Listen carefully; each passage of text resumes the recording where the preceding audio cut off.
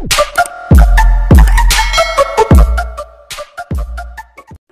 mga master! Welcome back again to our channel. Panibagong araw, panibagong kabanata na naman ang pagsamasamayin natin ngayong araw na ito. At kung bago ka sa ating channel, pag-click ang subscribe button and hit the notification bell para updated kayo sa ating mga susunod na videos. So mga master, bago natin simulan ng ating kabanata ngayong araw na ito, huwag po sana natin skip yung ads mga master, no, dahil malaking bagay na po yan sa ating munting channel. So simulan na natin kabanata ngayong araw na ito. Let's go! Kabanata 1571 hanggang 1590. Kabanata 1571. Mabilis siyang nagpasya na talikuran ang labanan at tumakas. Swoosh! Mula sa malayo ay pinapanood ni Thea ang labanan. Nang makitang sinusubukang tumakas ni Tobias, mabilis siyang kumilos at humarap sa kanya, na hamarang sa kanyang dinaraanan.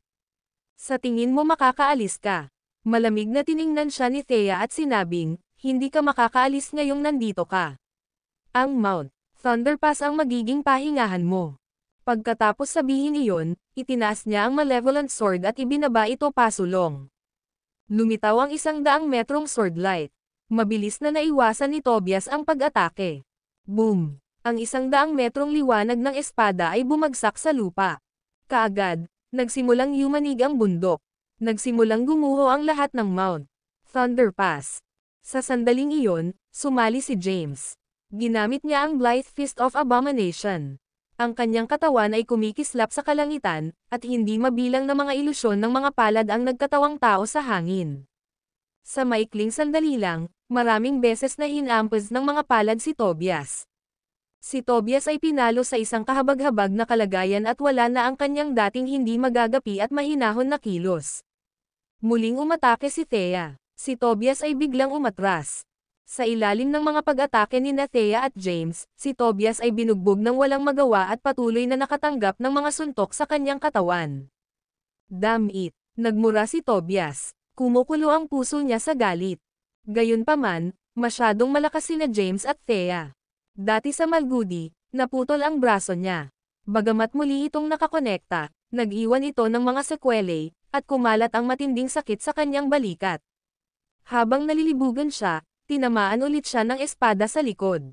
Isang madugong sugat ang lumitaw sa kanyang likod. Malapit nang matapos, si Tobias ay hindi tugma para sa mag-asawa. Oo, nakakakilabot ang mga depensa ni James. Hindi makakayanan ni Tobias ang anumang pinsala sa kanya. Ang mga pag-atake ni Thea ay talagang malakas din. Napansin ba ninyo kung gaano kalakas si Thea ngayon kaysa noong lumaban siya ng mag-isa kay Tobias? Ang mga martial artists sa di kalayuan ay patuloy na nanonood ng labanan. Alam ng lahat na malapit nang matalo si Tobias sa bilis na ito. Ang pagkatalo ni Tobias ay mangangahulugan ng kanyang kamatayan. James, Thea, tumigil ka na. Sa sandaling iyon, umalangaw-ngaw ang isang boses sa gumuhong Mount Thunderpass. Isang lalaki ang lumitaw kasunod ng boses. May hawak siyang babae. Ang lalaki ay nakasuot ng kulay abong balabal at maskara, kaya imposibleng makita ang kanyang mukha. Ang babaeng hawak niya ay si Maxine. Kinaladkad si Maxine kasabay ng malamig at mahabang espada na nakadikit sa kanyang leeg. Nang makitang bihag si Maxine, agad na tumigil si James. Napatigil din si Thea. Lumapit ang lalaking nakamaskara at tumayo sa battlefield kasama si Maxine bilang kanyang bihag. Sa wakas ay nagkaroon ng pagkakataon si Tobias na huminga. Nilagay niya ang mga kamay niya sa dibdib niya at naglakad papunta sa lalaking nakamaskara. Kung nauna ka lang, namatay na ako. Paghiwalay niya ng labi ay bumulwak ang dugo sa bibig niya. Mula sa malayo, tinitigan ni James ang may hawak kay Maxine at malamig na sinabing, "Let her go." Tara na. Napatingin ang may hawak kay Maxine kay Tobias na lubhang nasugatan at sinabi sa kanya. Hindi nag-atubili si Tobias at mabilis na tumakas. Sa tingin mo makakaalis ka. Nagdilim ang mukha ni Thea. Isang itim na bakal na wire ang dumulas sa kanyang manggas. Ang bakal na alambre ay agad na nawasak at naging 81 itim na karayom. Ang mga itim na karayom ay bumaril at tumusok sa katawan ni Tobias na parang mga laser. Dahan-daang bumagsak si Tobias sa lupa. Damn it! Nagmura ang lalaking nakamaskara na may hawak kay Maxine at ipinasok ang kamay sa likod ni Maxine. Pagkatapos, sa sobrang bilis, itinapon niya ito sa isang tabi, tumalikod, at kinaladkad ang nalugmok na si Tobias. Hinabol sila ni Thea gamit ang malevolent sword.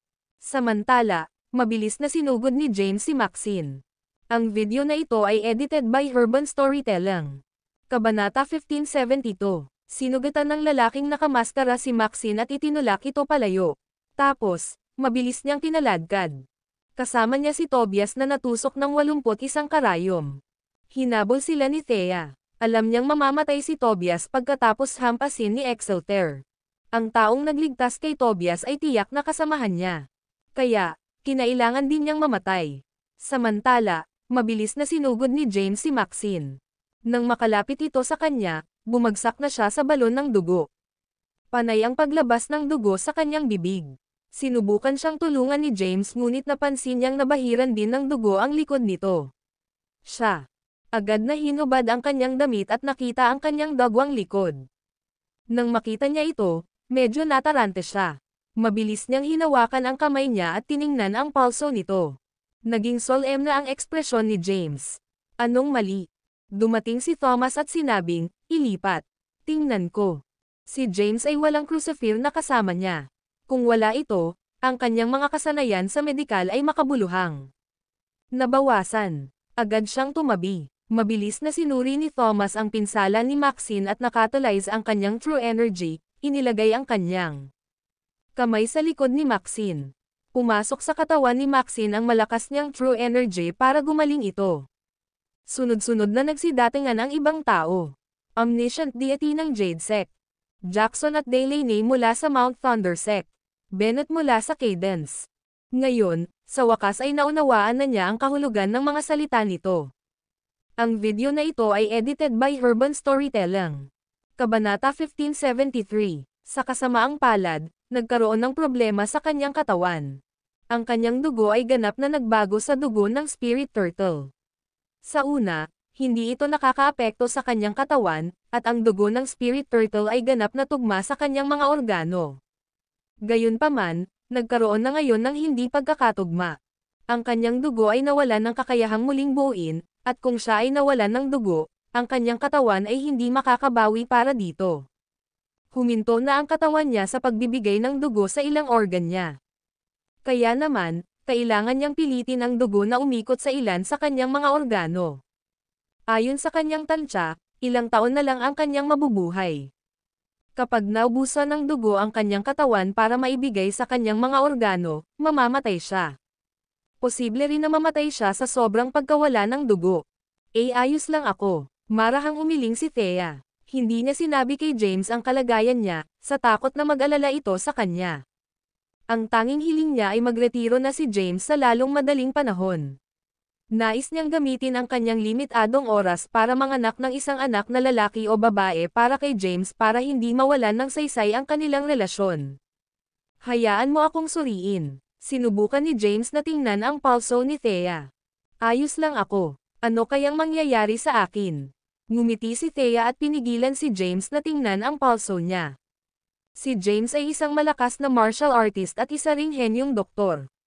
Malalaman niya kaagad ang kalagayan ng katawan nito kung maramdaman niya ang pulso nito. Okay ka lang ba talaga?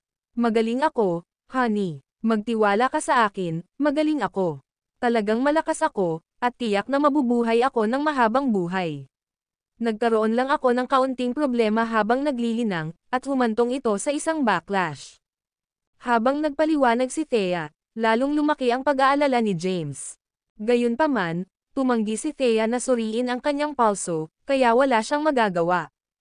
Iniba ni Thea ang usapan at sinabing, si Tobias ay tinamaan ng aking Excelter. Siguradong mamamatay siya. Kapag namatay siya, wala nang commander ang Phantom Army. Mas magiging madali para sa iyo na ipagpatuloy ang iyong mga plano.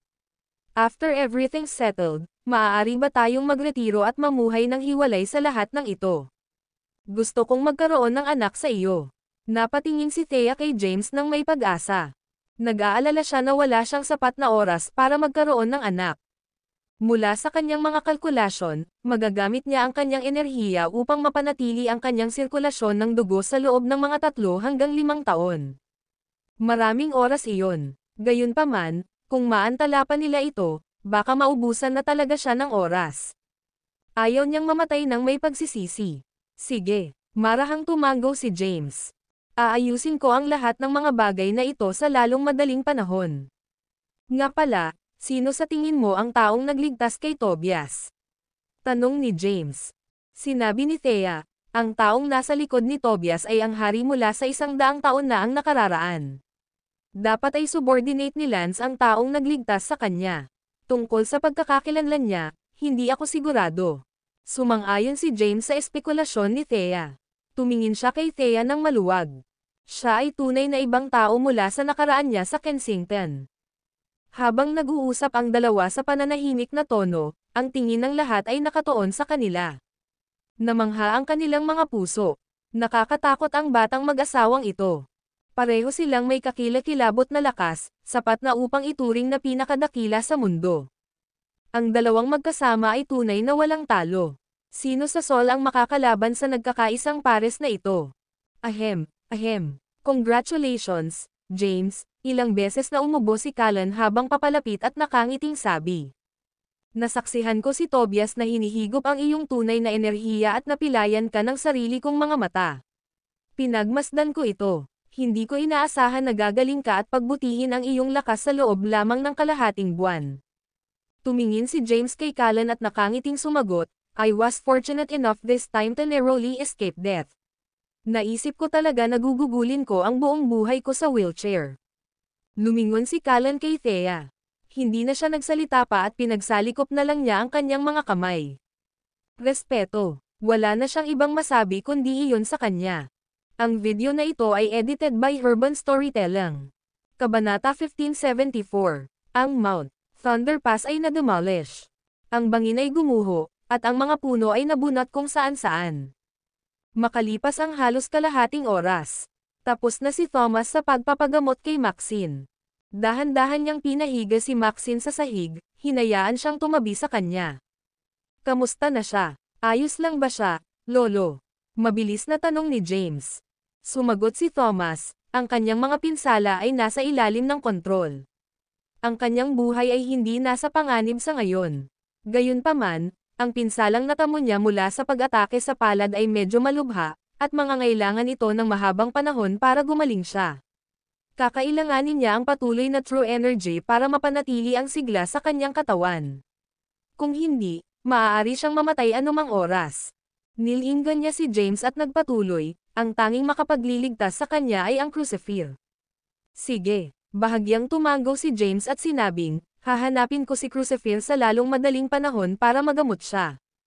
Paalam. Hindi nagtagal si Jackson. Pagkatapos ng maikling pakikipag-usap kay James, tumingin siya sa Omniscient Deity at sinabi, Lord Omniscient, hanggang sa muli nating pagkikita.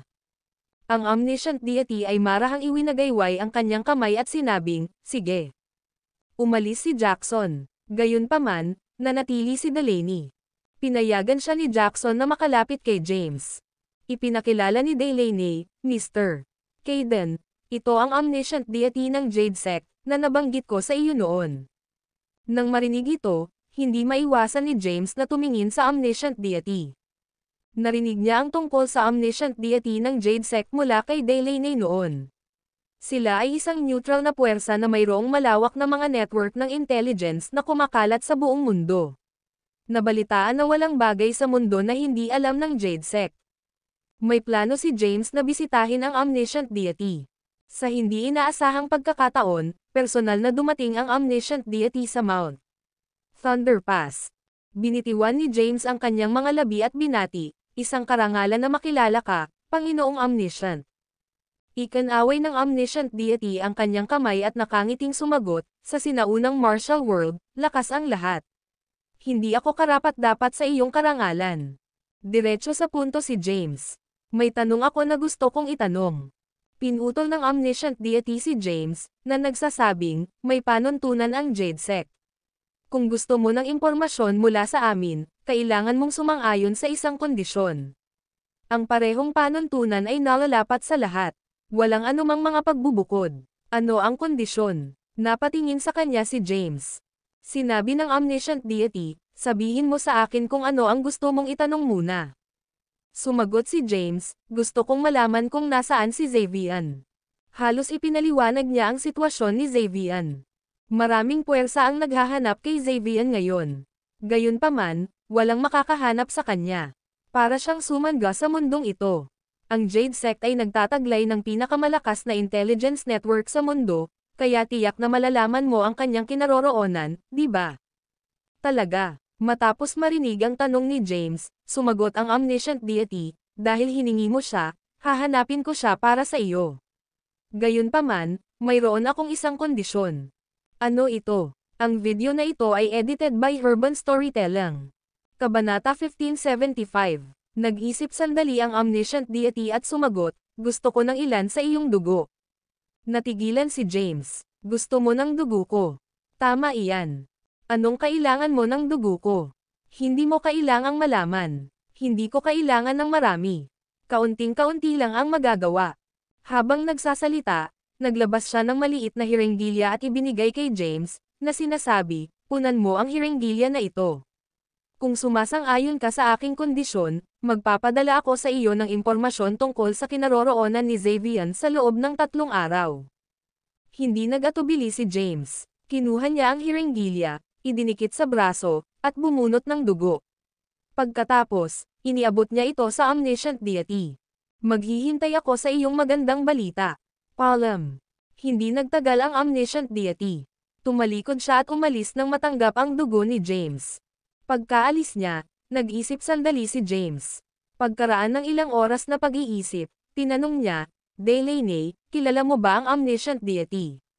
Bahagyang tumango si Delaney at sinabing, oo. Tanong ni James, anong klaseng tao siya? Sumagot si Delaney, madalas akong bumisita sa Jade Sect, at sa pagkakaalam ko, ang omniscient deity ay isang mabuting tao na may mahusay na ugali. Pantay-pantay ang pakikitungo niya sa mga tao hindi alintana kung sila ay masama o matuwid. Sinasagot niya ang mga kahilingan ng lahat, ngunit palaging nasa isang kondisyon. Gayunpaman, ang kanyang mga kondisyon ay palaging makatwiran, at hindi ito nasa saklaw ng pagpatay at pagnanakaw. Nang marinig ito ni James ay nakahinga ng maluwag. Gayunpaman, mayroon pa rin siyang pagdududa. Ano ang nais ng omniscient deity sa kanyang dugo? Delaney, ano sa palagay mo ang sinusubukang gawin ng omniscient deity sa aking dugo? Umiling si Delaney at sinabing, wala akong ideya. Dahil hindi niya alam, hindi na nagtanong si James. Tumingin siya kay Thea sa tabi niya at nagtanong, nga pala, I remember hearing you mention Excelter. Ano ba talaga iyon? Nais sana ni James na tanungin ito dati ngunit wala siyang pagkakataong gawin iyon. Hindi itinago ni Thea ang katotohanan at ipinaliwanag niya ang lahat ng nangyari sa Medical Valley matapos siyang masugatan sa labanan laban kay Simon, kasama na ang pagkakatuklas niya sa Book of Malice.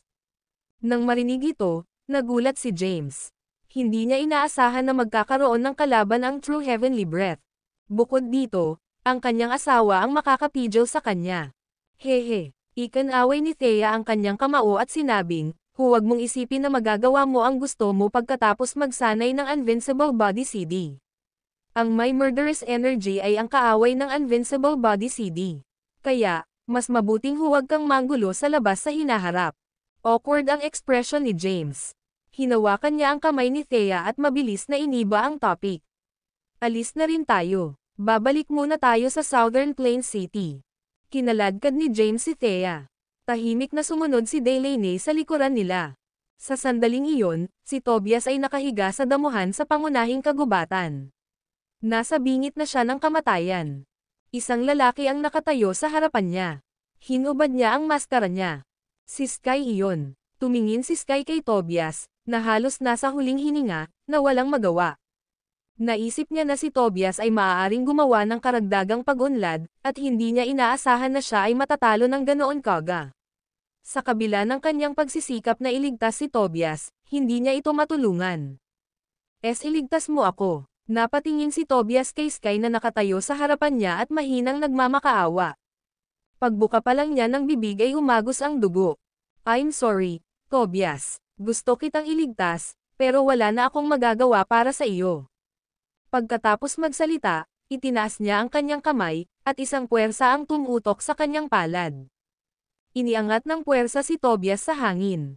Inilagay niya ang kanyang palad sa noo ni Tobias. Kay nakaka-absorb ka, sumisipsip ng true energy ko.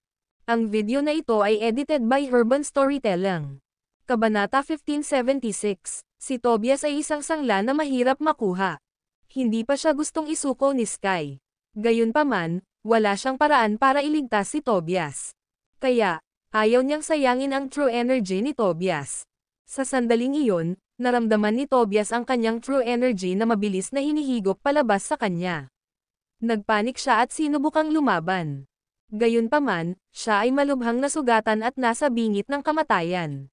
Nahihirapan na siyang magsalita kaya mas lalong hindi na siya makalaban. Walang magawa, pinanood niya ang kanyang true energy na hinihigop. Napakalakas ng true energy ni Tobias, at inabot ng 1 oras si Sky para ganap itong masipsip. Ang pagsipsip ng tunay na enerhiya ni Tobias ay nagparamdam kay Sky na namamaga at hindi komportable. Kinailangan niyang maghanap ng lugar para pinuhin ang true energy. Kung hindi, sisabog ang kanyang katawan. Casual na inihagis ni Sky si Tobias sa lupa, na iniwan siyang mamatay. Pagkatapos, mabilis siyang umalis sa lugar. Ang pag-alis ni Sky ay naiwan si Tobias sa katahimikan. Paminsan-minsan, umalingaw-ngaw ang ilang mga daing sa lugar. Kaluskos. Lumapit ang mga yabag.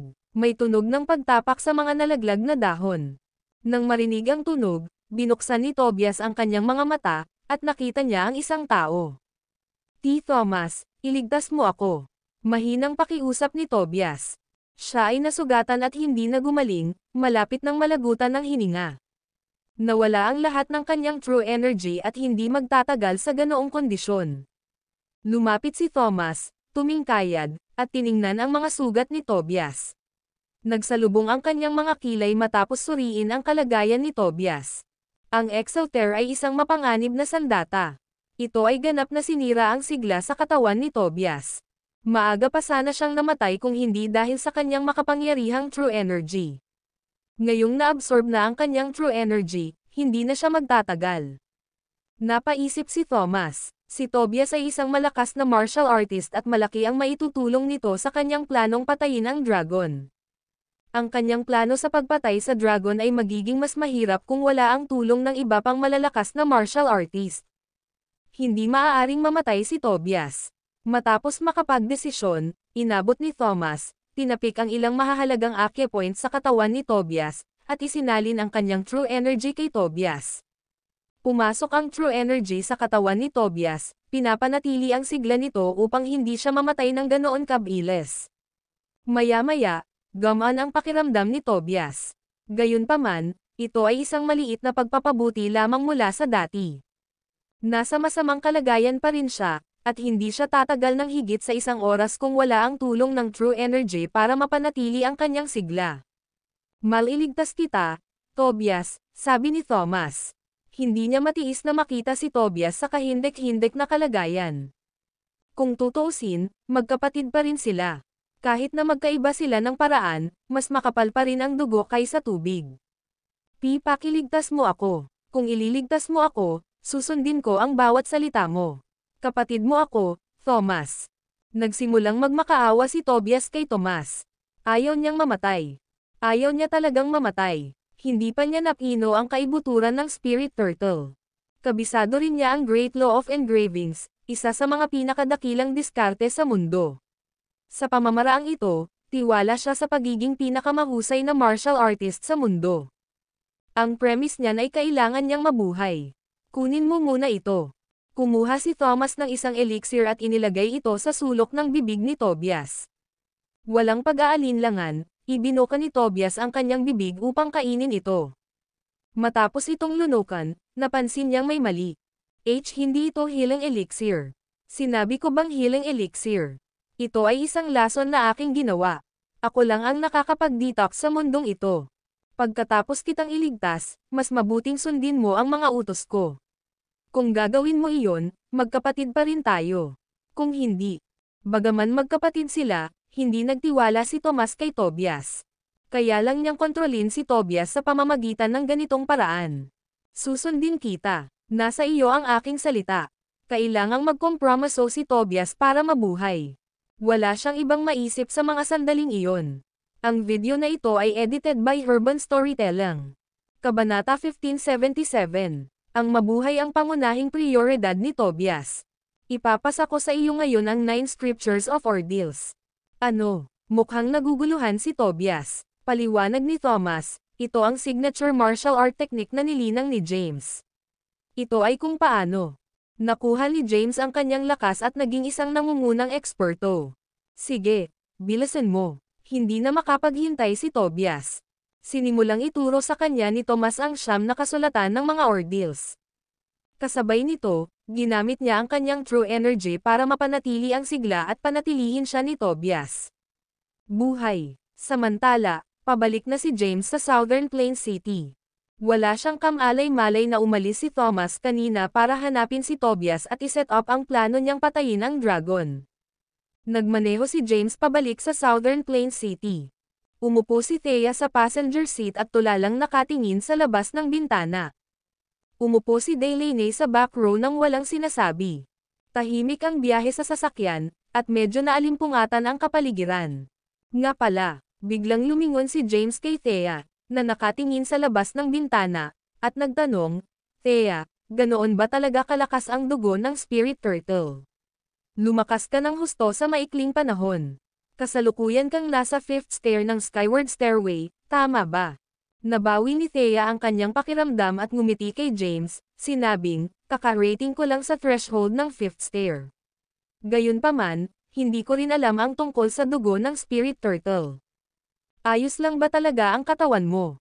Naabsorb ko na ang kapangyarihan ng spirit turtle score, at kahit ako ay nahihirapang pigilan ang masasamang pagnanasa na dumarating sa akin kung minsan. Ang dugo ng spirit turtle ay dapat na mas malakas kaysa sa core nito. Sigurado ka bang ayos ka lang? Tanong ni James na may pag-aalala. Mahihinuha ni James na ang mas maraming lakas na nakuha ng isang tao mula sa spirit turtle, ang mas malaking masasamang pagnanasa ay lumalaki. Nag-aalala siya para kay Thea. Okay lang ako sa ngayon. Marahang umiling si Thea. Mayroon lang akong pagnanais na pumatay kapag nakikipaglaban ako.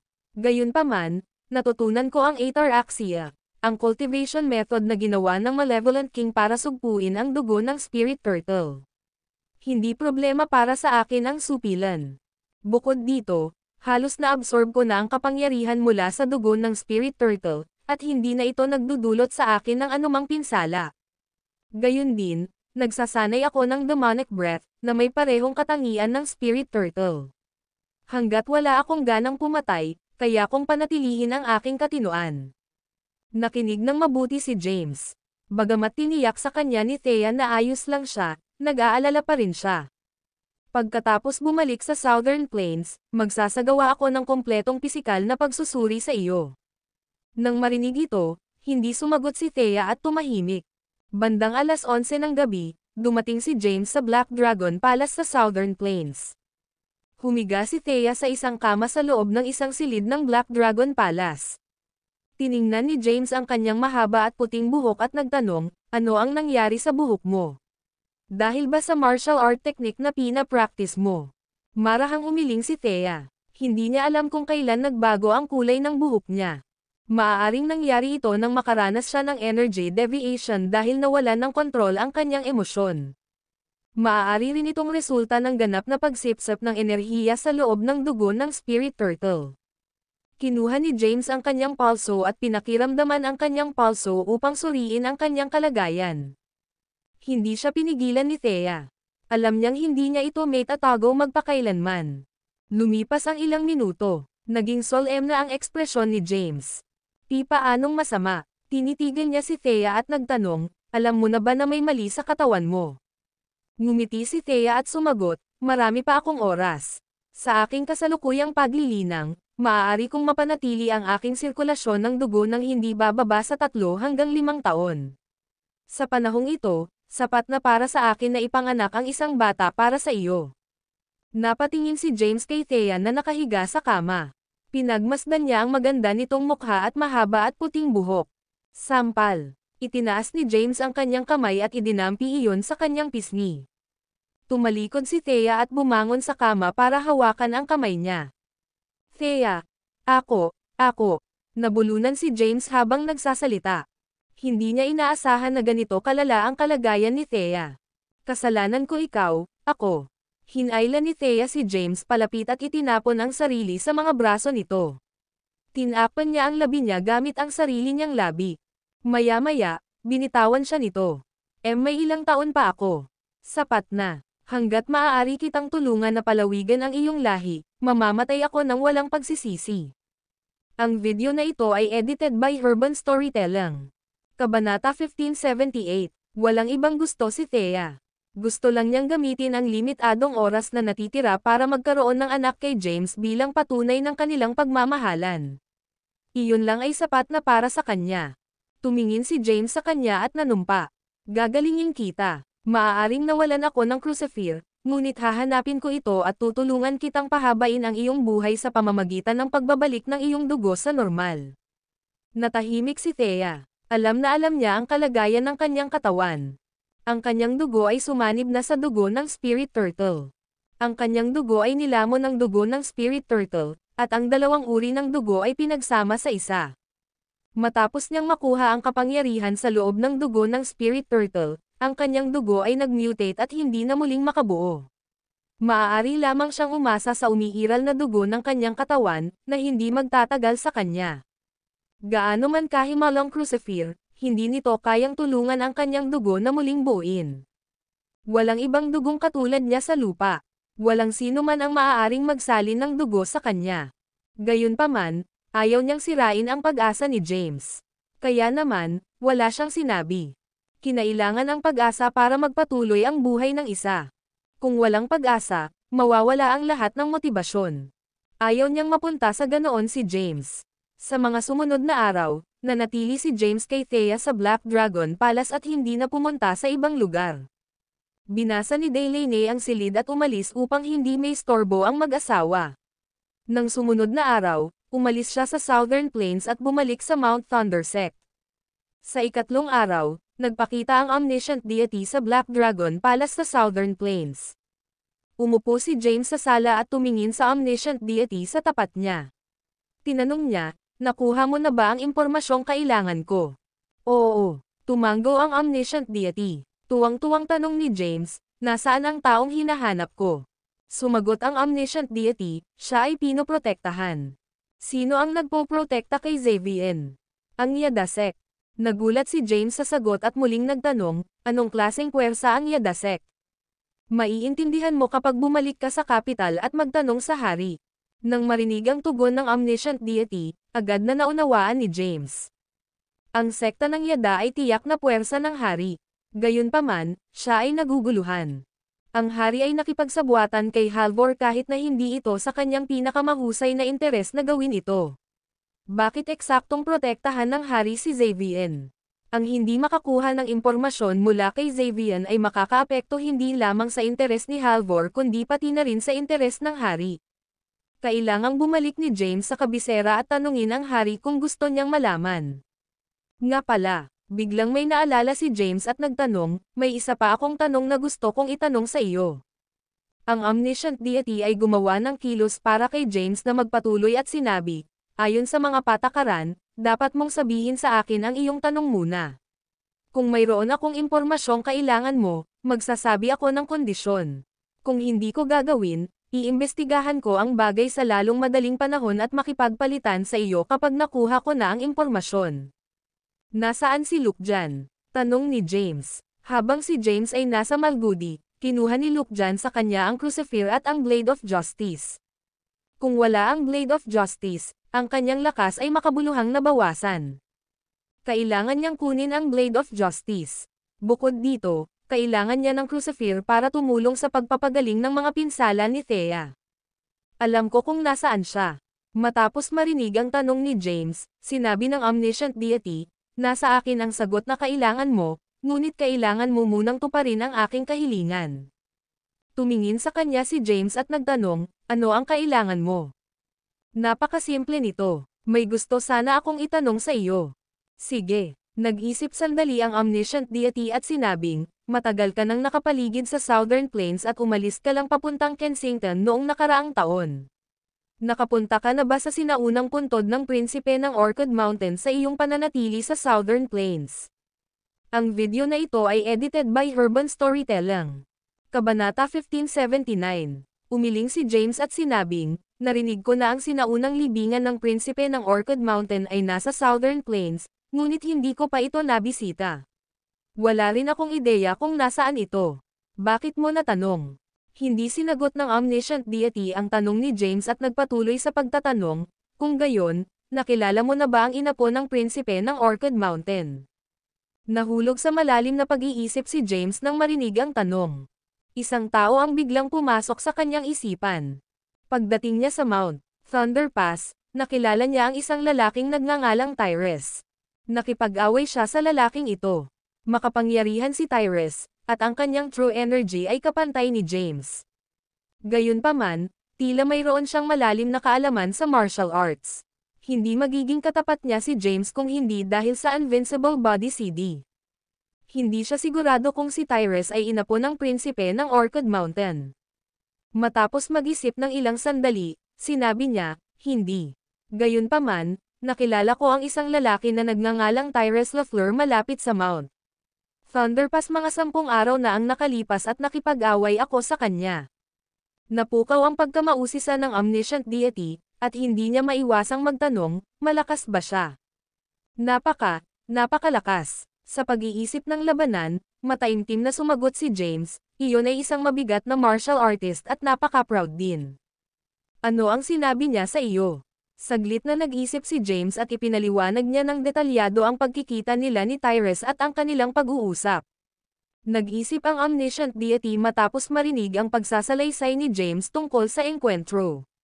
Maya-maya, huminga siya ng malalim at muling nagtanong, may ilan pa akong tanong. Kung masasagot mo sila ng matapat, ibibigay ko sa iyo ang lokasyon ni Luke Jan. Napatingin sa kanya si James na may pagdududa. Mapait na sinabi ng omniscient deity, nakipagkasundo talaga ako kay Thomas ilang dekada na ang nakalipas. Naintriga si James nang marinig ito at nagtanong, anong klaseng deal iyon?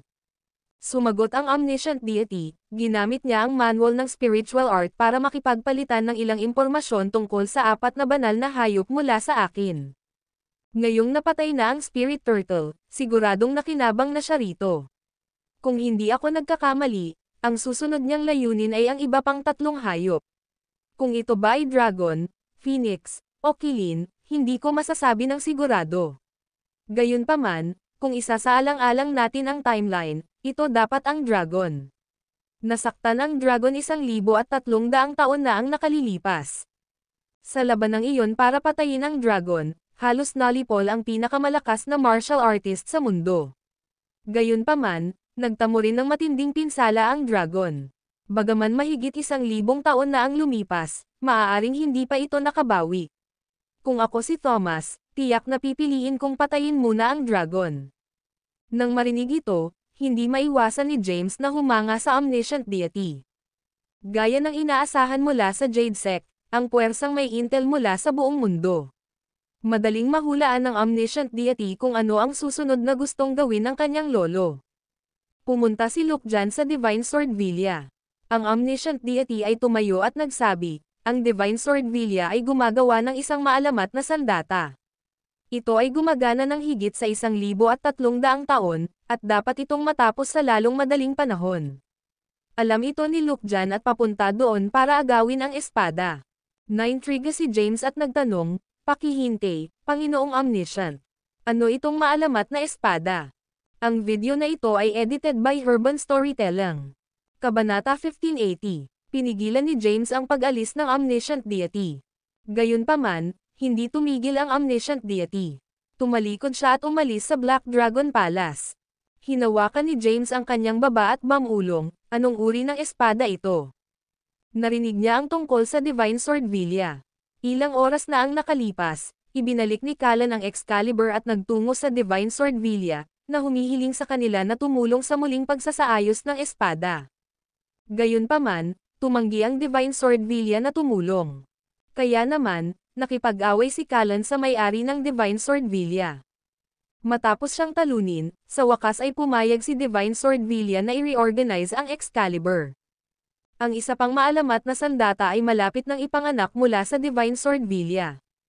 Bukod dito, ito ay isang payback na huwad para sa higit sa 1,000 taon.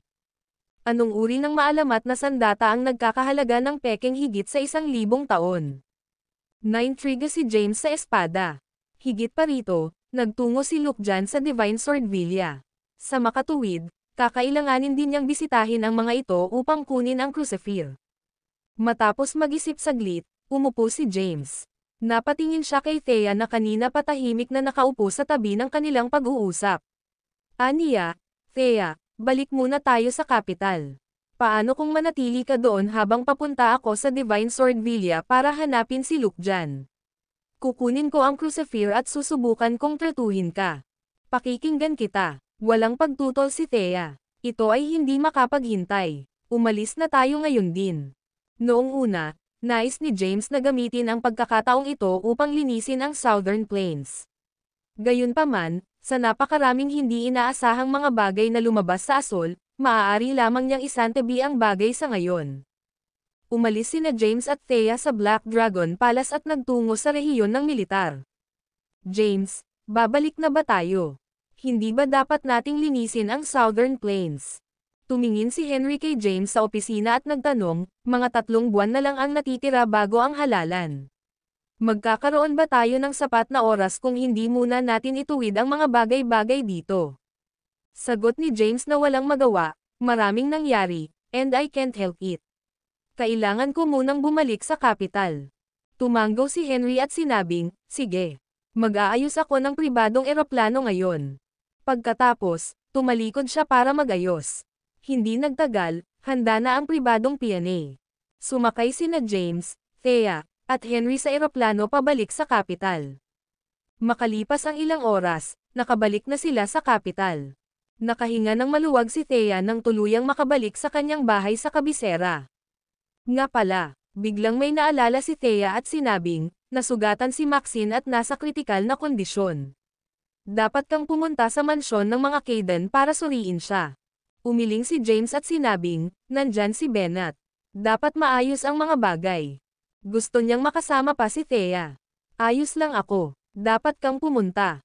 Tinulak ni Thea si James palabas ng bahay at sinabing, tapos, na-hostage siya at pinagbantaan kami. Nasaktan siya dahil sa amin. Sinabi ni Sir Kayden na hindi maganda ang kanyang mga sugat. Dapat mong tingnan at tingnan kung maaari kang magbigay ng anumang tulong. Teres, sabay na tayo. Mananatili ako sa bahay. Gusto kong magpahinga sandali. Umiling si Thea. Sige. Ayaw siyang pilitin ni James. Talagang nag-aalala siya kay Maxine, ngunit dahil masama rin ang kalagayan ni Thea, mas inaalala niya ang kapakanan ni Thea. Palabas na ako. Babalik ako sa lalong madaling panahon. Pagkatapos magpaalam kay Thea ay umalis na si James. Sa labas, naghihintay si Henry sa kotse. Binuksan ni James ang pinto ng kotse, sumakay, at nagutos, pumunta sa mansyon ng Caydens. Sige, pinaandar ni Henry ang sasakyan. Habang nasa daan, nagtanong siya, James, narinig ko ang chismis na si Thea ang pinuno ng Celestial Sect, totoo ba yon? Bagamat hindi pumunta si Henry sa Mount Thunder Pass, nagsimula na siyang magtanim at itinuring siyang martial artist. Dahil sinundan niya si James sa paligid, nakakilala siya ng ilang tao at makakarinig ng balita mula sa sinaunang martial world. Oo, tumanggo si James. Wow! Ang video na ito ay edited by Urban Storytelling. Kabanata 1581. Bulalas ni Henry, ang pinuno ng Celestial Sect. Iyan ang isa sa pinakamalakas na figure na umiral sa sinaunang martial world. Hindi ko inaasahan na si Thea, na kailangan pang protektahan noon pa lang, ay magiging napakalakas sa loob lamang ng kalahating taon. Sobrang nahihiya ako na ngayon ko lang nilinang ang aking true energy. Isa lang akong first-ranked Grandmaster. Mapapatay ako agad ni Thea sa isang galaw lang. Nakaramdam ng hiya si Henry. Siya ay hindi tugma para sa kanya sa lahat. Huff, napabuntong hininga si James. Anong problema, James? Wala. Ipinikit ni James ang kanyang mga mata, inilagay ang lahat sa likod ng kanyang isip. Sa likod bahay ng mansyon ng mga Kayden. Nakahiga si Maxine sa kama sa isang kwarto. Sa loob ng silid, Kumuha si Bennett ng isang pitchel ng alak at nagsalin ng baso para kay James. Tanong ni James, "How's Maxine?" Napabuntong hininga si Bennett. Hindi maganda ang kalagayan niya. Araw-araw, kailangan kong gamitin ang true energy ko para pahabain ang buhay niya. Hayaan mo akong tingnan. Tumayo si James at pumunta sa gilid ng kama. Nakaputing pijama si Maxine, nakahiga sa kama. Nakapikit ang kanyang mga mata, at mapatla ang kanyang mukha. Kinuha ni James ang kamay ni Maxine at tiningnan ang pulso nito. Maya-maya ay bumitaw na siya. Malubha ang kondisyon ni Maxine, at ang kanyang mga organo ay nagpakita ng mga palatandaan ng pagkabigo. Kailangan niya ng ibang tao na gumamit ng true energy para mapanatili ang kanyang sigla. Baka may pagkakataon pa siyang maligtas sa crucifer. Gayunpaman, nawalan si James ng crucifer, at wala siyang magagawa upang gamutin ang mga pinsala ni Maxine sa sandaling iyon. Lumapit si Bennett. Tanong niya, "Ano sa tingin mo? May magagawa ka ba para iligtas siya?" Sumagot si James, "Oo, ngunit kakailanganin ko ang crucifer. Ninakaw ito ni Luke Jan sa akin, at pinaplano kong kunin ito sa kanya. By the way, Grand Patriarch, narinig mo na ba ang Divine Sword Villa?" "Ma'am, narinig ko na ang lugar pero wala akong masyadong alam tungkol dito." Ipinaliwanag ni Bennett, sila ay isang napakababang sekta at bihirang magpakita ng kanilang sarili sa sinaunang martial world. Sila ay itinuturing na isang lihim at nakatagong sekta. "Bakit mo sila natanong bigla?" "Nakilala ko ang omniscient deity mula sa Jade Sect at tinanong ko siya tungkol sa kinaroroonan ni Luke Jan. Sinabi niya na ang isang maalamat na sandata ay malapit ng ipanganak mula sa Divine Sword Villa. Pumunta na si Luke Jan doon. Wala pa akong narinig tungkol dyan. Mag-ingat ka na lang dyan. Kailangan kong alagaan si Maxine at bantayan ang kalagayan niya, kaya hindi ako makakasama sa iyo." Ngumiti si James at sinabing, "Don't worry. Kakayanin ko mag-isa. Mag-leave muna ako." "Sige." Tumayo si Bennett at personal na pinaalis si James. Bumalik si James sa bahay ni Thea. Malubhang nasugatan din si Maxine at kailangan niya ng crucifer para iligtas siya. Kinailangan niyang kunin ang crucifer sa lalong madaling panahon. Gayunpaman, wala siyang masyadong alam tungkol sa Divine Sword Villa, kaya binalak niyang hanapin si Callan para makakuha ng karagdagang impormasyon. Pagdating niya sa bahay, dinala niya si Thea kay Callan. Isa ring doktor si Callan, kaya gusto ni James na suriin niya ang kalagayan ni Thea para makita kung may magagawa ba siya tungkol dito. Kung kahit na si Callan ay walang magawa, ang tanging pagpipilian niya ay ang hanapin si Thomas.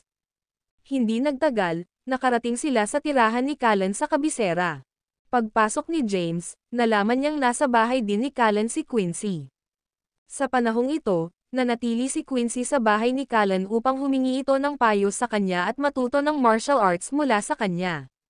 Si Quincy ay nagpahinga mula sa kanyang abalang schedule upang palihim na magsanay ng martial art. Sa ilalim ng patnubay ni Callan, natugunan niya ang kinakailangan upang linangin ang True Every sa loob lamang ng 2 buwan. Sa kaunting oras pa, tiyak na malilinang niya ang kanyang true energy. "Wow, dito ka lang James, pambihirang bisita." Nakangiting bati ni Callan. "James," matamis ding tawag ni Quincy. Ang video na ito ay edited by Urban Storytelling. Kabanata 1582. Niyaya ni Callan sina James at Thea sa kwarto para maupo. "James, Thea, anong gusto mong inumin?" tanong ni Quincy. "Anything is fine," mahinang sagot ni Thea. Nagtanong muli si Quincy, "Ano ka naman, James?" "Kahit ano para sa akin din." Wala si James dito para sa isang basta-basta na pagbisita kundi para tanungin si Callan tungkol sa ilang bagay. Umupo si Callan at dumiretso sa punto. "James, alam kong hindi ka bibisita ng walang kabuluhan. Dapat mayroong isang bagay kung narito ka upang makita ako. Maaari kang humabol." Tumanggo si James at sinabing, "Ma'am, may kailangan talaga ako sayo. Gusto kong magtanong tungkol sa Divine Sword Villa." "Oh." Napukaw ang pagkamausisa ni Callan. Tumingin siya kay James nang may pag-uusisa at nagtanong, "Bakit bigla kang nagtatanong tungkol sa Divine Sword Villa?" Walang itinago si James at sinabi sa kanya ang tungkol sa impormasyong nakuha niya mula sa omniscient deity. "Ganun ba?" Matapos marinig ito, napaisip si Callan. Isang maalamat na espada ang malapit ng ipanganak mula sa Divine Sword Villa. Bakit hindi ko narinig ang tungkol dito? Hindi nagtagal, nakapunta na si Callan sa Divine Sword Villa, ngunit hindi niya alam ang maalamat na espada. Sa sandaling iyon, bumalik si Quincy na may dalang 2 basong tubig. Inihain niya ang mga ito kina Thea at James, pagkatapos ay umupo sa isang tabi. Sabi ni Callan, "James, I really don't know about the birth of a legendary sword. Gayunpaman, marami akong alam tungkol sa Divine Sword Villa.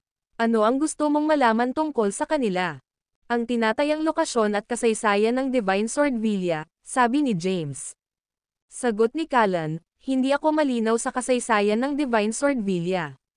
Gayunpaman, alam ko na sila ay isang mababangki na sekta na umiral ng maraming taon, at mayroon silang isang maluwalhating makasaysayang panahon.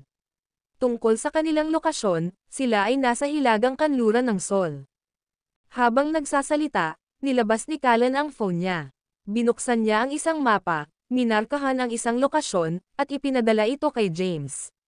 Ito ay halos sa paligid ng lugar na ito.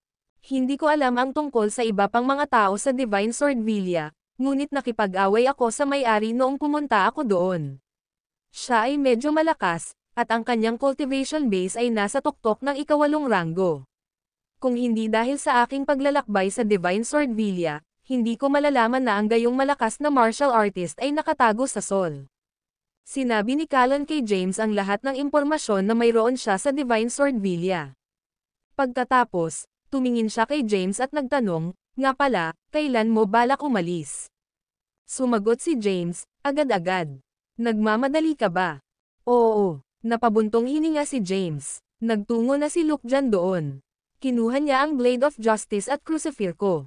"I have to rush there as soon as possible para makabalik sila dahil sa kalagayan ni Thea." Siya nga pala, Callan, doktor ka rin, kaya pwede ka bang tumulong na suriin ang kondisyon ni Thea? Sinulyapan ni Callan si Thea at nagtanong, ano ang nangyayari sa kanya? "Dapat tingnan mo muna." "Ma'am, sige. Maaari mo bang iabot ang iyong kamay para sa akin?" Nang marinig ito, itinaas ni Thea ang kanyang manggas, iniunat ang kanyang kamay, at inilagay sa mesa. Mabilis na sinuri ni Callan ang kanyang pulso. Mga 5 minuto ang lumipas. Lalong naging solemn na ang ekspresyon ni Callan. Anong nangyari? Paano siya napunta sa ganoong masamang kalagayan? Binawi ni Thea ang kanyang kamay at ngumiti kay Callan, sinabing, "Noong naglilinang ako." Maikli niyang ipinaliwanag ang kanyang kalagayan. Tanong ni James, "Dahil marami ka nang nakita, Callan, ano ang magagawa natin sa sitwasyon ni Thea?" Umupo si Quincy sa isang tabi, ngunit hindi siya nagsalita dahil hindi siya makakapasok sa paksang pinag-uusapan nina James at Callan. Nawala sa isip si Callan. Ang video na ito ay edited by Urban Storytelling. Kabanata 1583. Matapos mag-isip sandali, time niyang sinabi, napakakomplikado ng sitwasyon. May problema siya sa kanyang dugo. Hindi lamang niya na-absorb ang dugo ng Spirit Turtle, ngunit ang kanyang dugo ay nag-mutate din. Mahirap sana itong gamutin kahit na hindi nag-mutate ang kanyang dugo. Natatakot ako na kahit ang modernong medisina ay hindi magawa ang trabaho. Tanong ni James, wala na bang ibang paraan? Maaari lang siyang dumaan sa exchange transfusion. Nag-isip sandali si Callan at sinabing, kailangan niyang palitan ng bagong dugo ang kanyang kasalukuyang dugo. Ang kanyang mga organo ay umangkop na sa dugo ng Spirit Turtle, at sila ay umaasa dito. Ang ordinaryong dugo ay hindi magiging sapat para sa kanya. Dugo lamang na mas malakas kaysa sa espiritu ng pagong ang gagana. Gayunpaman, walang garantiya na magtatagumpay ito. Pagkatapos niyang sumailalim sa isang exchange transfusion, maaaring makaharap siya ng mga komplikasyon tulad ng hindi na muling makabuo ang kanyang dugo o hindi ito tugma sa mga organo ng kanyang katawan, na haantong sa kamatayan. Ipinaliwanag ni Callan ang kanyang pagkaunawa sa kalagayan ni Thea at ang kanyang mga mungkahi kung paano ito gagamutan. Alam ni James kung gaano kaseryoso ang sitwasyon niya. Ganun pa man, naisip niya na magkakaroon ng solusyon si Callan.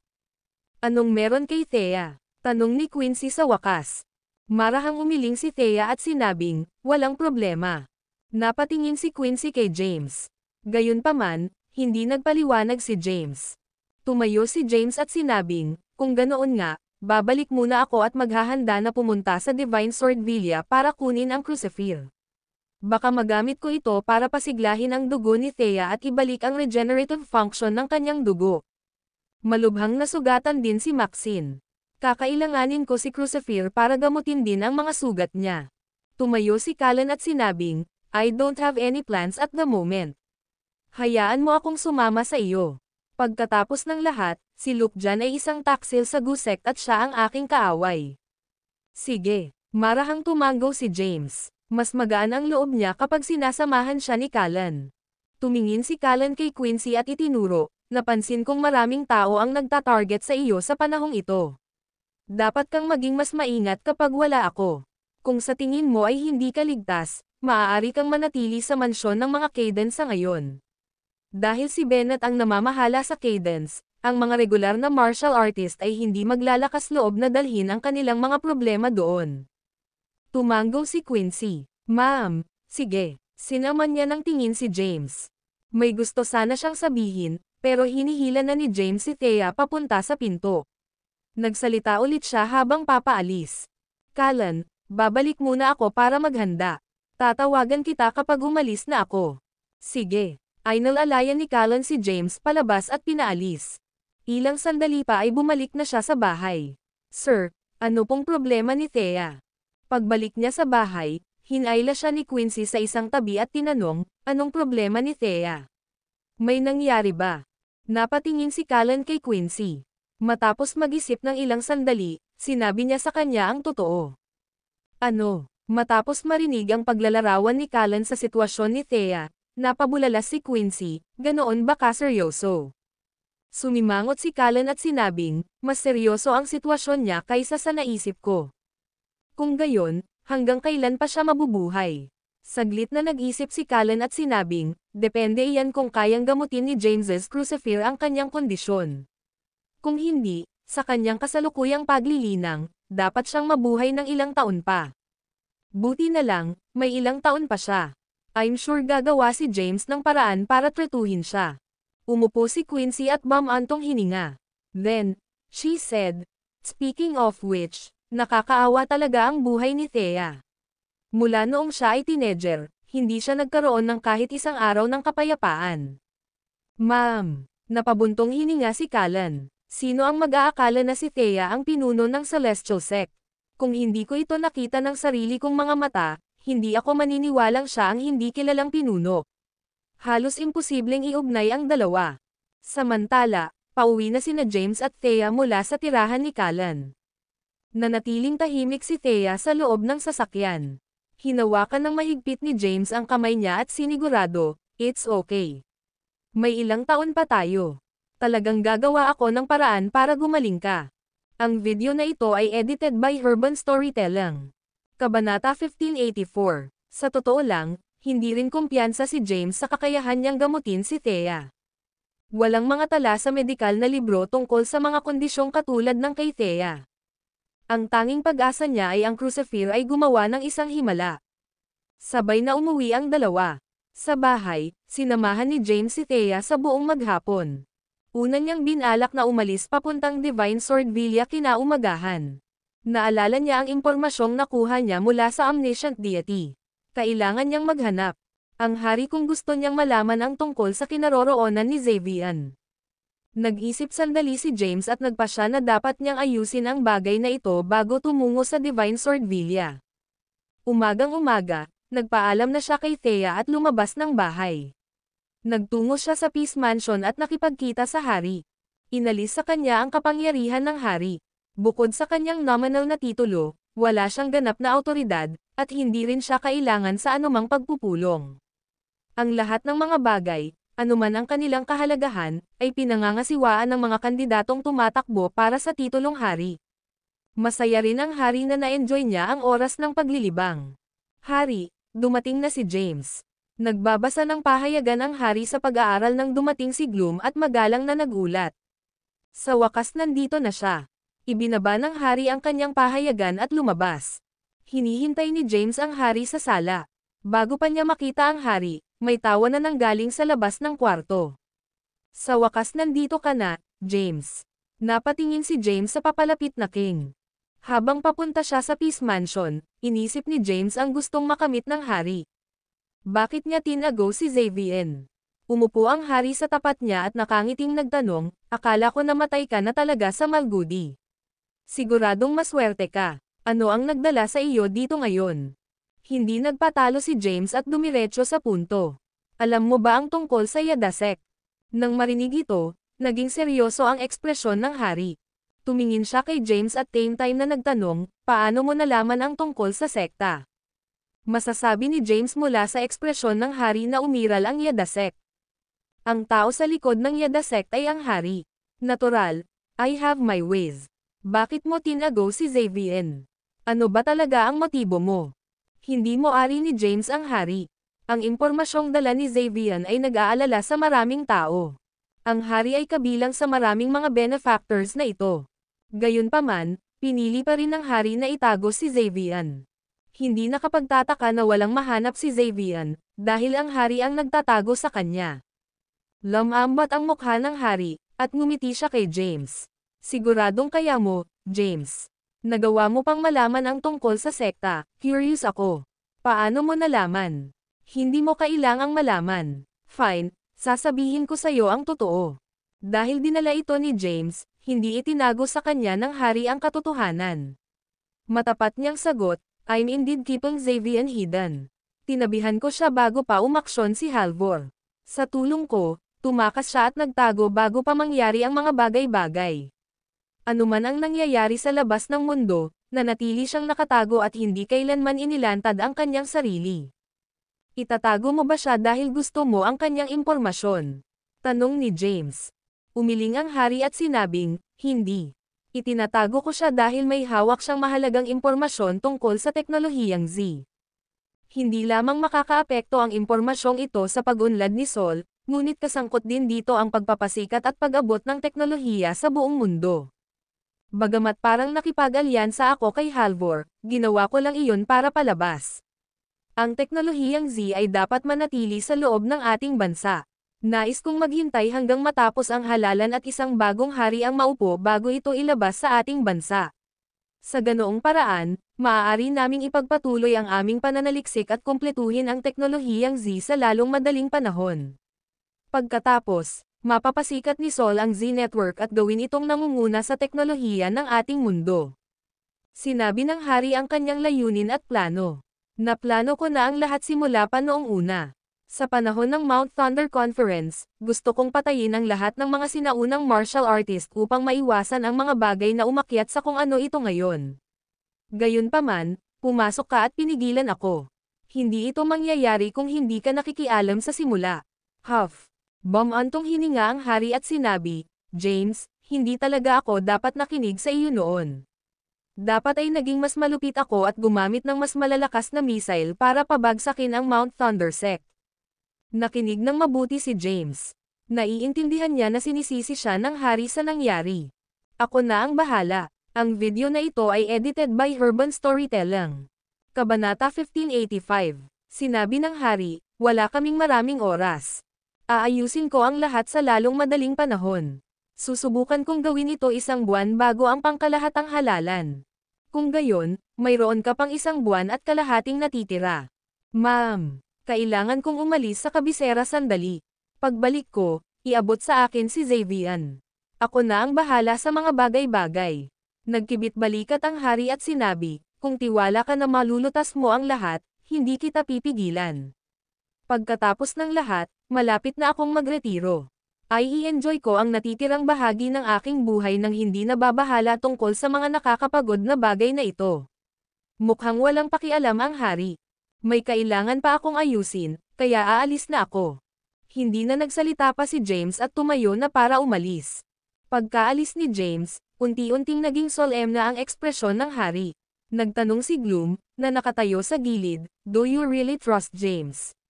Sa palagay mo kaya ni James na manalo sa laban sa Orient Commerce at sa Gusek?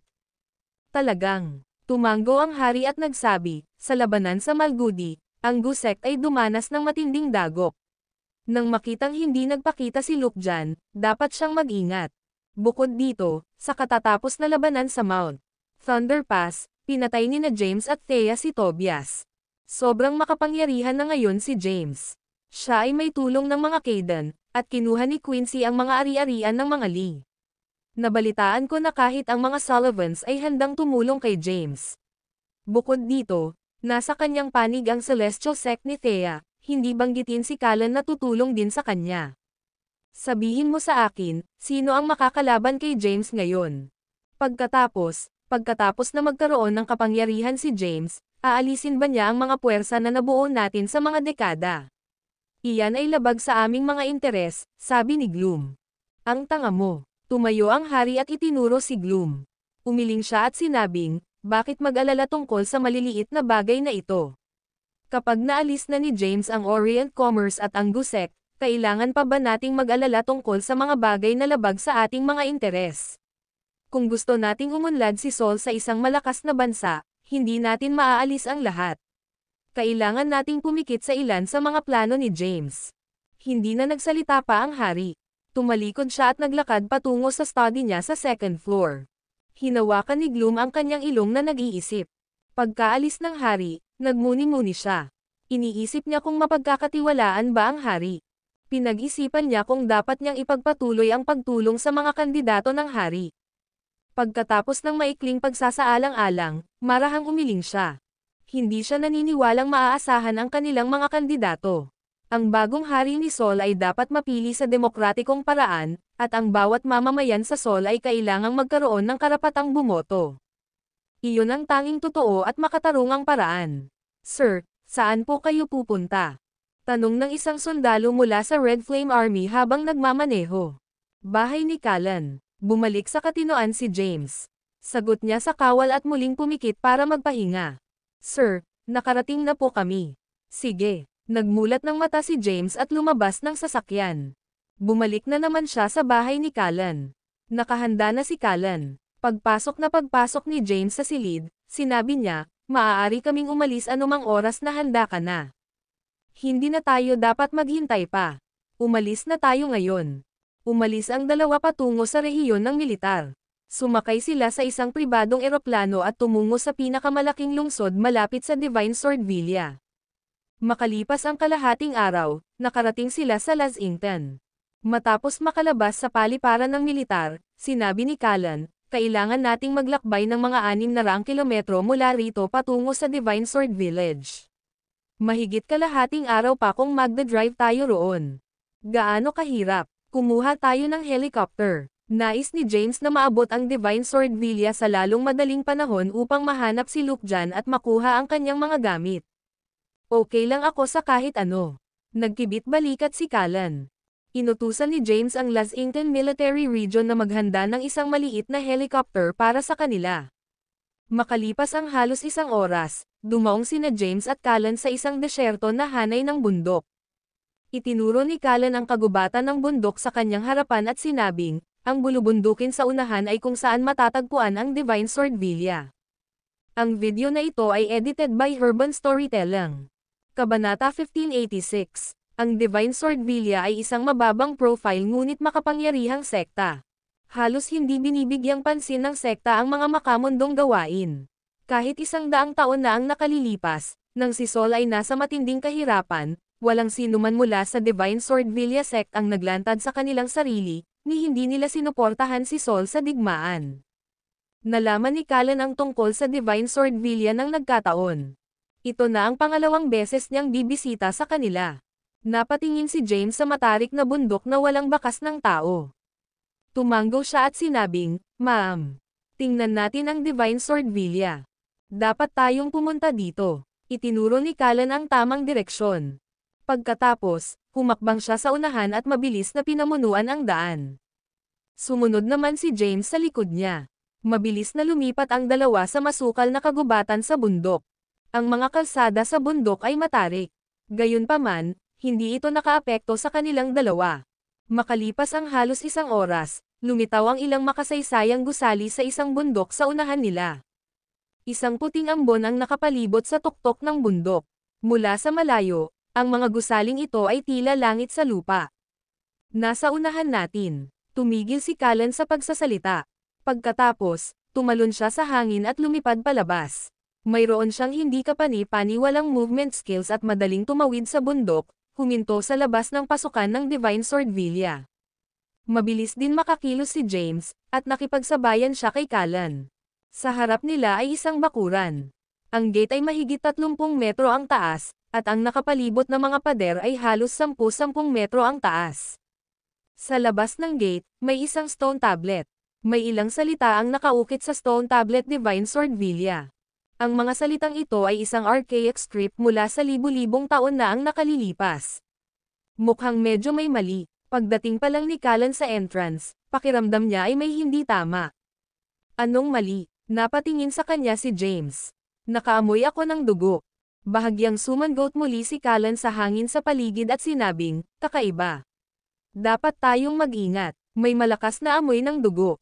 Isang matinding labanan ang maaaring sumiklab dito, at maraming tao ang dapat na namatay. Sa huling pagpunta ko, may mga alagad na nagbabantay sa tarangkahan, at ito ay bukas na bukas. Gayunpaman, walang tao sa paligid ngayon, at ang gate ay sarado. Sumimangot si James at nagtanong, maaaring ang Divine Swordvilla ay nagdusa na sa ilalim ng walang awan na mga kamay ni Luke dyan. Hindi ko alam. Pumasok na tayo at tingnan natin. Naglakad si Callan sa gate at mahinang kumatok dito. Creak. Maya-maya, bumukas ang gate. Binuksan ng isang matandang lalaki na may kulay abong damit ang gate at inilabas ang kanyang ulo. Napatingin siya kay Callan at James na nakatayo sa labas, tapos tinanong niya, sino ang hinahanap ninyong dalawa? Ang Divine Swordvilla ay hindi tumatanggap ng anumang mga bisita sa ngayon.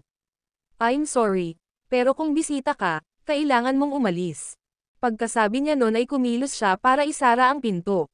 Isang hakbang pasulong si Callan at pinigilan siya sa pagsasara ng pinto. Sinabi niya, hinahanap ko ang iyong may-ari. I'm sorry. Siya ay kasalukuyang nasa isang closed-door meditation. Sa sinabi nito, sinubukang isara ng matanda ang pinto. Gayunpaman, gaano man kalakas ang ginawa niya, hindi niya maisara ang pinto.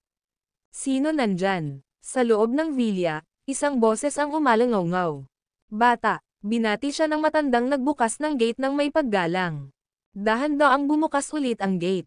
Isang matandang nasa 60s at isang binata na mukhang nasa mid-20s ang humarap kina James at Callan. Nakasuot ang binata ng puting damit na may nakasulat na, Divine Sword. Nakasuot siya ng makalumang paraan at may mahabang espada sa kanya. Ang mga walang kaalaman sa mga sinaunang martial artist ay tiyak na iisipin na sila ay isang crew na kumukuha ng isang makasaysayang pelikula. Napatingin ang binata kina Callan at James. Nagpalipat-lipat ang tingin niya sa kanilang dalawa ng ilang segundo. Tapos, tinanong niya, sino ka? Ano ang nagdadala sa iyo sa Divine Swordvilla? Magsasalita na sana si James, pero sinabi ni Callan sa harap niya, you're not qualified to talk with me. Kunin mo ang iyong may-ari na tanggapin ako ng personal. Ang video na ito ay edited by Herban Storytelling. Kabanata 1587. Ha! Nang marinig ito, ngumisi ang binata na nakasuot ng puting roba. Tumingin siya kay Callan ng nakangisi, tapos dumilim ang mukha niya, malamig niyang sabi. Sino ka sa tingin mo? How dare you talk to me sa ganyang paraan? Hindi mahalaga kung sino ka sa labas ng mundo. Kapag nasa Divine Swordvilla ka, susundin mo ang aming mga patakaran. Hindi kami tumatanggap ng anumang bisita sa ngayon. Umalis ka, o kung hindi. O ano, sinulyapan ni Callan ang lalaking nakaputing robe. Mamatay. Biglang hinugot ng lalaking nakaputing robe ang mahabang espadang nakasabit sa kanyang baywang. Beats. Iniwagayway niya ang kanyang mahabang espada, at isang hindi nakikitang sword energy ang dumaan. Itinaas ni Callan ang kanyang kamay at iniunat ang dalawang daliri, madaling pinigilan ang mahabang espada. Ang kanyang robe ay pumapatak dahil sa hindi magagapi na sword energy. Ano? Agad na nagbago ang ekspresyon ng binata. Gusto niyang bawiin ang kanyang mahabang espada ngunit hindi niya magawa, kahit anong pilit niya. Nagbigay ng kaunting puwersa si Callan sa espada. Clank! Naputol ang mahabang espada sa kalahati. Ang putol na talam ay pumutok sa binata. Hindi nakariyak ng mabilis ang binata, at nabutas ang braso niya ng naputol na talam. Isang madugong sugat ang nabuo sa kanyang braso. Ang matandang lalaki na nakasuot ng kulay abong balabal ay tumabi na may malungkot na ekspresyon. Hindi siya nagsalita, at hindi rin siya umatake. Pagkatapos kontrahin ang pag-atake, inilagay ni Callan ang kanyang mga kamay sa likod at mahinahong sinabi, "Pwede ba tayong pumasok ngayon?" Nais magsalita ng lalaking nakasuot ng puting damit, ngunit nagsalita ang matanda sa harap niya. Dahil narito ka upang bisitahin ang may-ari, mangyaring pumasok sa loob. Tumabi siya at gumawa ng welcoming gesture. Sa wakas, pumasok na sa gate sina James at Callan. Pagpasok sa bakuran, napansin ni James na napakadesyerto ng napakalaking villa at mukhang walang nakatira.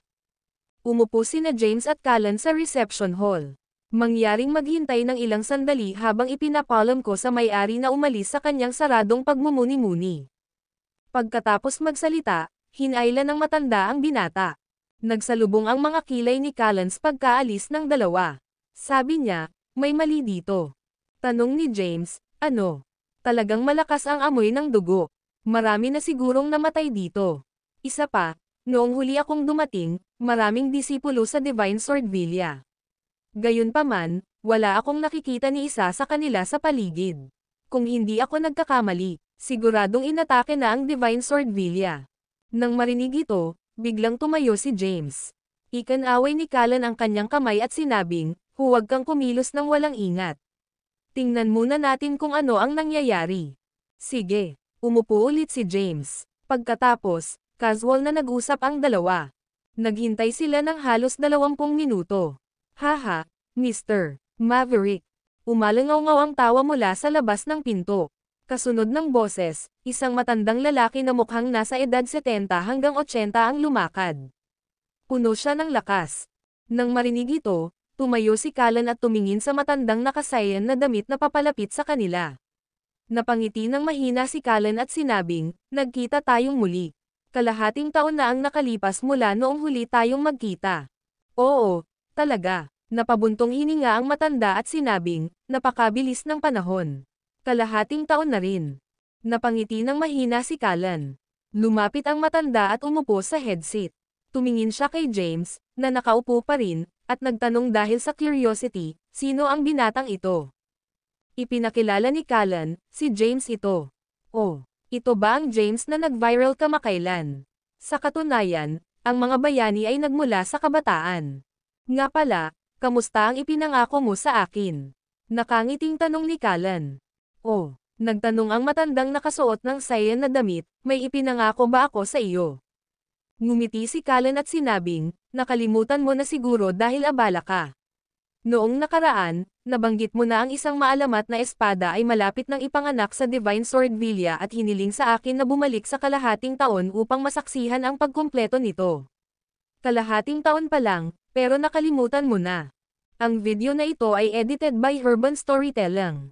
Kabanata 1588. Sa totoo lang, nalaman lang ni Callan ang tungkol sa pagsilang ng isang maalamat na espada matapos itong marinig mula kay James. Pagpasok pa lang niya sa Divine Sword Villa, naramdaman niyang may mali, kaya sinadya niyang naglabas ng pain para subukan ang tubig. Partikular niyang sinabi na nagkita sila kalahating taon na ang nakalipas. Ang totoo ay nakilala niya ang may-ari ng Divine Sword Villa kamakailan lang, at wala pang kalahating taon ang nakalipas. Ngayon, sigurado siyang impostor ang kaharap niya. Bagamat magkamukha sila, hindi siya ang aktwal na may-ari ng Divine Sword Villa. Sa makatuwid, partikular niyang binanggit ang tungkol sa pagsilang ng maalamat na espada upang mangisda ng higit pang impormasyon. Alam na ni James ang gustong gawin ni Callan nang marinig niya ang usapan. Alam niyang nakipagkita si Callan sa may-ari ng Divine Sword Villa kamakailan at hindi kalahating taon na ang nakalipas. "Oh, sinadya mo iyon." Sumagot ang matandang nakasayan robe, "Mr. Maverick, huwag mo akong sisihin sa pagkukunwari kung hindi naaalala. Pagkatapos ng lahat, ang espada ay napakahalaga sa amin, at hindi ko talaga gustong ipakita ito sa iyo." Hindi iyon gagana. Nang marinig ito, nabalisa si Callan. Bumangon siya at sinabing, "Hindi mo na lang mababago ang isip mo. Naibigay ko na sa iyo ang Decimation of Immortality bilang kapalit nito. Babalik ka ba sa sinabi mo ngayon?" "Ahem." Tumayo ang lalaking nakasayan robe at humihingi ng tawad, "Mr. Maverick, Huminahon ka, nagbibiro lang ako. Dadalhin kita upang tingnan ngayon. Gayunpaman, dapat kang umalis kaagad pagkatapos makita ito. At saka, hindi mo masasabi kahit kanino ang tungkol dito. Tumawa si Callan at sinabing, oo naman. Sa ganitong paraan, pakiusap. Iminuwestro ng matanda ang pinto. Pagkatapos, tumalikod siya at lumabas ng pinto. Tumingin si Callan kay James at sinabing, let's go. Pagkarinig nito, lumingon ang matanda at tumingin kay James. Sinabi niya, nangako ako sa iyo, ngunit hindi kay James. Nakangiting sabi ni Callan, kapatid ko ito. Dinala ko na siya, kaya sabay na lang tayong tumingin. Gusto lang naming makita kung ano ang napaka-espesyal sa espadang ito na inabot ng libu-libong taon upang mabuo. Makakaasa ka na wala kaming ibang intensyon. Sinabi ng matandang lalaki na nakasuot ng cyan robe, kung sasabihin kong hindi, hindi iyon. Kung pipilitin mo, umalis ka na. Kung gayon, hayaan mo akong makipag-usap sa kanya bago tayo umalis. Pagkatapos magsalita, hinailan ni Callan si James. Kinuha niya ang kamay ni James at nagsulat sa kamay niya. Kasabay nito, sinabi niya sa mahinang boses, Kuya, pasensya na. Hindi kita madala sa pagkakataong ito. Titingnan ko at sasabihin ko sa iyo ang tungkol dito. Ito ay magiging katulad ng nakikita mo ito para sa iyong sarili. Gayunpaman, ang mensaheng isinulat niya sa palad ni James ay, ang may-ari ng Divine Sword Villa ay isang impostor. May nangyari siguro sa Divine Sword Villa. Baka may kinalaman ito kay Luke Jan. Titingnan ko ang espada at magkakaroon ng kaunting pananaw dito. Samantala, ginagamit mo ang pagkakataong ito para maglakad-lakad at tingnan kung may kakaiba. Tumanggo si James ngunit hindi ito sumagot. Pagkatapos, naglakad si Callan patungo sa pekeng may-ari ng Divine Sword Villa at nakangiting sinabi, let's go. Sa ganitong paraan, pakiusap. Ang pekeng may-ari ng Divine Sword Villa ay gumawa ng isang welcoming gesture. Pagkaalis ng dalawa, lumabas si James sa reception hall. Tumayo siya sa entrance at pinagmasdan ang paligid ng villa. Ang buong lugar ay malinis, at ang mga bakuran ay hindi mantsa. Mukhang kamakailan lang nalinis ang lugar. Casual na naglakad si James. Napansin niyang may ilang mantsa ng dugo na hindi pa naanod sa ilang ugat ng puno. Kinumpirma nito ang haka-haka ni Callan na may nangyaring kakilakilabot at napatay ang mga tao sa Divine Sword Villa. Bawal tumingin sa paligid. Isang boses ang nagmula sa likuran niya. Narinig ni James ang tunog at lumingon. Ang taong umatake kay Callan sa gate. Lumapit si James at nakangiting sinabi, I'm James. Ano ang iyong pangalan? Tumingin kay James ang lalaking nakaputing roba at mahinahong sinabi, Bata Giovanni. Ang may-ari ng Divine Sword Villa ay ang aking dakilang ninuno. So Child ang pangalan mo. Sa isang matingkad na ngiti, kumuha si James ng isang sigarilyo at iniabot ito, nagtanong, gusto mo ba? Tiningnan ito ni Child ngunit hindi ito tinanggap. Itinabi ito ni James at inakbayan si Child, at sinabing, matagal ko nang narinig ang tungkol sa Divine Sword Villa, kanina. Ito ay isang napakalihim na sekta. Kung magpasya ang Divine Sword Villa na ihayag ang sarili sa mundo, ang Mount Thunder Sect ay hindi magiging tugma para dito. Sigurado akong si Divine Sword Villa ang magiging pinuno ng sinaunang martial world. Nang marinig ang gayong papuri, napangiti si Child. Ang video na ito ay edited by Urban Storytelling. Kabanata 1589. Iyon ay isang ibinigay. James ang pangalan mo. Oo, tama iyan. Ako si James. James, hindi naman sa gusto kong magmayabang, pero ang Divine Sword Villa ay may koleksyon ng mga maalamat na espada sa mundo, napaka-espesyal ng Dragon Slayer na ilalabas. Ang aming sekta ay gumugol ng higit sa 1,000 taon dito. Mahigit 10 henerasyon ang nagtrabaho sa pagpapanday ng espada. Kapag nahayag na ito sa mundo, tiyak na magdudulot ito ng kabuluhan. Nagsimulang ipagmalaki ni Child ang kanyang sekta kay James. Siya ay masigasig habang nagsasalita siya tungkol sa Dragon Slayer. Si James ay matamang nakikinig sa kanya. Gayunpaman, pinuri lang niya ang Dragon Slayer at hindi na nagbigay ng karagdagang impormasyon. Mr. Giovanni, pwede mo ba akong ilibat sa villa? Gusto kong tumingin sa paligid. Agad na nagdilim ang ekspresyon ni Child, at malamig niyang sinabi, James, Binabalaan kita na huwag maglakad sa paligid ng Villa Casual. Ang mga bagay ay tense ngayon. Ang Dragon Slayer ay malapit nang ilabas sa mundo, at tayo ay nasa mataas na pagbabantay. Kung maglalakad ka ng walang autorisasyon, huwag mo akong sisihin kung mapatay ka. Tama na, may iba pa akong dapat gawin, kaya hindi ako mananatili para samahan ka. Dapat kang bumalik sa reception hall at maghintay. Pagkatapos niyang magsalita, tumalikod siya at umalis. Pinanood siya ni James na umalis. Pagkatapos, naglakad siya patungo sa likod bahay. Pagkaraan ng ilang sandali ay may nakita siyang mga bantay.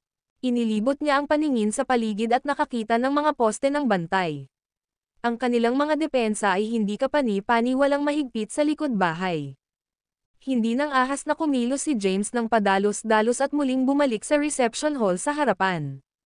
Samantala, sa isang silid sa likod bahay ng Villa, itinulak ni Child ang pinto at pumasok.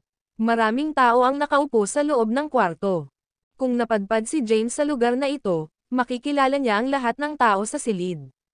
Luke Jan, ang unang emperador ng dugo, Ezekiel. Gayunpaman, ang Ezekiel dito ay isang pekeng. Ang totoong Ezekiel ay palihim na pinatay ni Thomas noon pa man. Ang Ezekiel sa silid ay si Thomas na nakabalat kayo.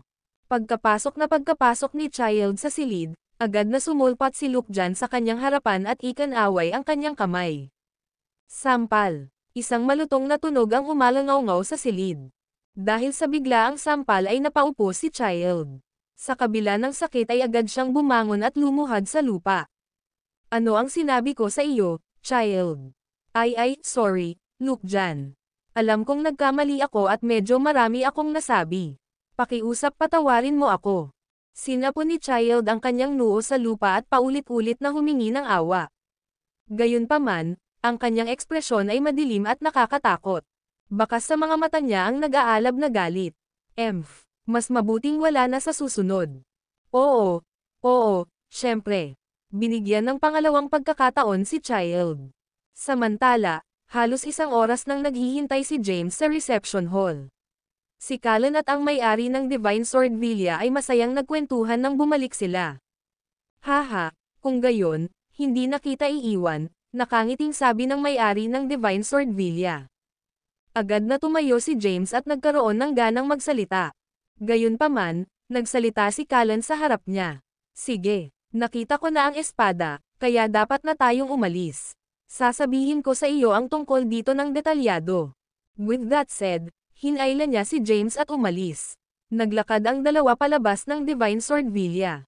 Pagkatapos nilang mag-walk out, ang may-ari ng Divine Sword Villa ay agad na nawalan ng lakas at bumagsak sa lupa. Namatay siya at hindi na muling bumangon. Saka lang nag-walk out si Luke Jan at ang iba pa. Ang video na ito ay edited by Urban Storytelling. Kabanata 1590. Sabay na umalis sina James at Callan sa Divine Sword Villa at pumasok sa masukal na kagubatan. Sa labas ng Divine Sword Villa, nakaupo si James sa isang bato sa isang open space sa Virgin Forest. Kumuha siya ng sigarilyo, itinapon ang isa kay Callan, at nagtanong, ano ang sitwasyon sa panig mo? Matapos kunin ni Callan ang sigarilyo, unti-unting naging solemna ang kanyang ekspresyon. Sabi niya, dinala ako sa lugar kung saan huwad ang espada at nakita ko ang maalamat na espada. Gayunpaman, ang layunin ko ay hindi makita ang espada. Ito ay upang painitan ang isang bagay.